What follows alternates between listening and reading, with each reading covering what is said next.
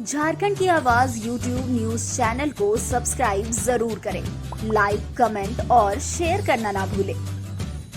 जुड़े रहिए हमारे साथ, क्योंकि हम हैं आपकी आवाज। हो रही है और चर्चा उपरांत ये सारी चीज़ें समाहित होकर के जो दोनों कमेटी के संयोजक हैं, पार्टी के कार्यकारी अध्यक्ष हेमंत सोरेन जी और पार्टी के जो अध्यक्ष हैं माननीय गुरु जी, उनके समक्ष रखा जाएगा। और जो चीज़ें, जो प्रस्ताव पर सहमति बनेगी, चाहे वो राजनीतिक प्रस्ताव हो, चाहे कार्यक्रम की रूपरेखा की बात हो या संविधान में संशोधन की बात हो, वो फिर संविधान में आएगा और वो महाधिवेशन में रखा जाएगा। और राजनीतिक प्रस्ताव और कार्यक्रम भी महाधिवेशन के पटल में रखा जाएगा, जिस पर चर्चा होगी और उसके बाद वो पास होगा, तभी वो संविधान का रूप लेगा और पार्टी का कार्यक्रम और उसका रूपरेखा का स्वरूप लेगा। विनोद जी, ऐसी क्या बैठक?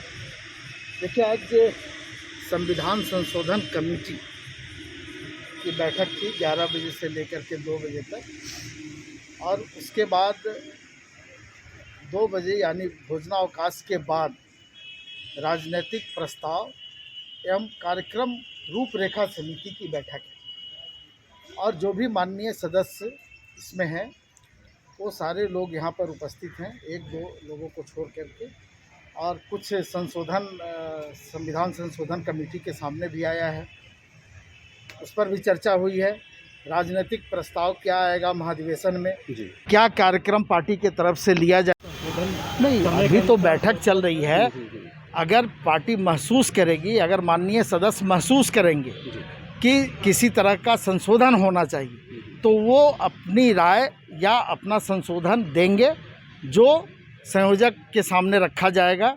और उसके बाद वहाँ से जब आगे उस प्रस्ताव को बढ़ाया जाएगा, फिर वो संविधान का जो संशोधन है वो महाधिवेशन में रखा जाएगा। और जब महाधिवेशन में ये पास हो जाएगा, उसके बाद वो संविधान का रूप लेगा। ये सर्वसम्मति से निर्णय लिया गया है और ये चौथी बार की बात नहीं है। अगर सर्वसम्मति से कार्यकारिणी ये फैसला लेती है कि इन लोगों को जो नाम आता है उसमें उसका स्क्रूटनी होता है और उसके बाद पदाधिकारियों का चयन किया जाता है, तो इसलिए वो सर्वसम्मति से लिया गया निर्णय है, कार्यकारिणी का लिया गया निर्णय है। इसलिए आप जिस बात को सामने रखना चाह रहे हैं, उस बात से इस गठन को कोई ये नहीं, एक अंतिम समर्थन करना पड़ रहा है। नहीं, ऐसी ज़रूरत नहीं है। महाधिवेशन के पहले ये कमेटियां बनती है और उन कमेटियों में अगर कोई संशोधन है, अगर कार्यक्रम है जो आगे हम लोगों को करना है, उसका स्वरूप क्या होगा, और कोई संशोधन अगर संविधान में है, तो वो महाधिवेशन ही होता है जहां पर हम संशोधन कर सकते हैं, उसके अलावा कहीं पे नहीं कर सकते हैं।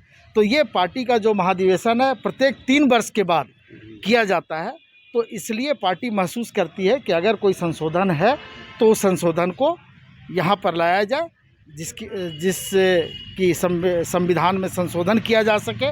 और अगर संशोधन नहीं है तो फिर ये कमेटी रिपोर्ट देती है कि कोई भी संशोधन नहीं है, तो ये महाधिवेशन फिर उसको पास करता है। एक बात ये देखा होगा, सीता जी का नाम है, हाँ, तो वो गैर मौजूद हैं, तो ऐसे और भी लोग नहीं। अभी समय है, 2 बजे से बैठक प्रस्तावित है, अभी भोजनावकाश हुआ है, तो हमको लगता है कि वो आ जाएंगी।